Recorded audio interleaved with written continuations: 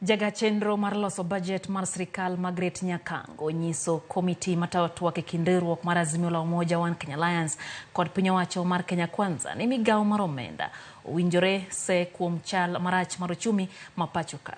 Nyakango yango ni thoth hola ma sirikal osebedo kakao onge ber mosekelo ne jopiny kendo onge ler mayango kuonde mane omenda ma kamago tiye. Jafwambo marwa Chris Owino ntiere kod ler. Kaoloso e nyim komiti mar Kalonzo Musyoka kod Kimani Ichung'wah, jaga chenro mar loso budget mar sirikal Margaret Nyakango osoko wang' piny owacho kuom thung'o oganda jo Kenya kod gope maonge kod ber ne jopiny. Kata odoko ni piny owacho mar Kenya Kwanza osebedo ka thung'o kor jopiny kod osuru kaka yo mar chulo gope ma kor gilach mane piny owacho mar Jubilee okawo e kinde mokalo. Nyakango oketo e lela ni onge ler moro amora mayango chenro mag dongruok mane oti godo bang' kawo hola ma kamago e pinje ma oko. I have been approving payments of public debt and I have looked at what we are paying for. Many of those things cannot be identified. You just find a name of why we borrowed.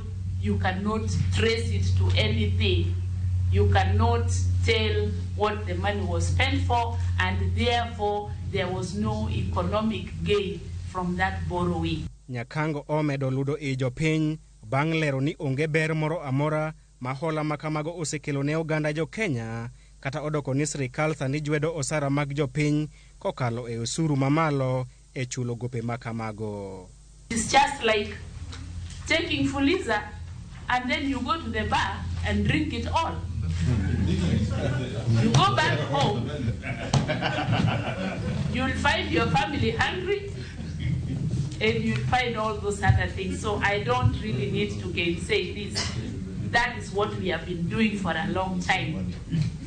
I have discussed with the Auditor General and we have said, can we track these loans and see what we did with them? Bende oseo migawo mar omenda ma owacho ni osebedo ka umo kuo mar omenda kuom chiwo kisungu ma kor gilach kaliech e kinde duoko penjo.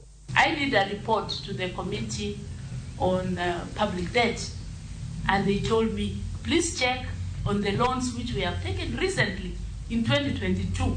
Tell us if we can link them with a project. They were shocked. We could not.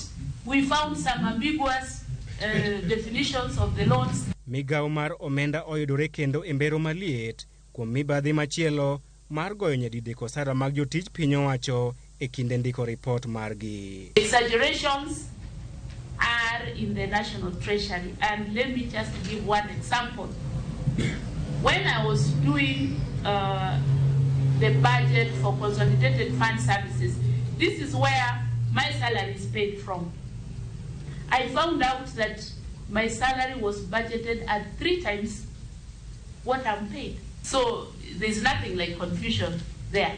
Komiti no bende okawo pach jolony mamoko e weche mag uchumi e chenro mar somo paro e wi chenro mag duoko piny pek mar ngima. If you place personal houses on one side and public schooling on the other, every day public schooling provides greater public value. It's even good for social cohesion, and the cost effectiveness is superior to what you would get from constructing 250,000 houses per year. Komiti mar Kalonzo Musyoka kod Kimani Ichung'wah chieng' tich adek jumani dhi kawo pach migawo mar omenda e wi chenro mag miyo oganda fuong'ruok kaluwore kod pek mar ngima. Chris Owino, Ramogi TV, Nairobi. Komiti mar od bura marango weche ma